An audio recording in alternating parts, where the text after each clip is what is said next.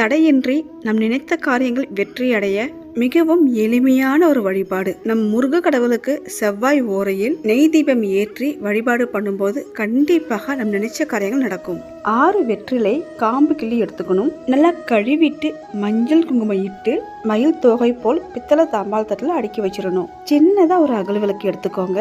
சந்தனம் ஃபுல்லா தடவிட்டு மஞ்சள் குங்குமம் வச்சு வெற்றிலைக்கு நடுமத்தியில அகல் விளக்கு வைத்து நெய் ஊற்றி பஞ்சுத்திரி போட்டு 6 வெற்றிலைக்கான காம்பு கிள்ளணும் இல்லையா, அந்த காம்பையும் அதிலேயே போட்டு நெய் தீபம் ஏற்றி மனமுருகி வேண்டும் போது நினைத்தது நிறைவேறும். இந்த தீபம் ஏற்றுவதற்கு சிறப்பான கிழமை நேரம் பார்த்தீங்கன்னா செவ்வாய் கிழமையில் வருகின்ற செவ்வாய் ஓரையில் ஏற்றுவது மிகவும் சிறப்பானது. செவ்வாய் ஓரை காலை 6 to 7 மணி, மதியம் 1 to 2 மணி, மாலை 7 to 8 மணி. முருகருக்கு செவ்வாய் ஓரையில் நைவேத்தியம் செய்து நெய் தீபம் ஏற்றி வழிபாடு பண்ணும்போது வேண்டிய வரம் கிடைக்கும்.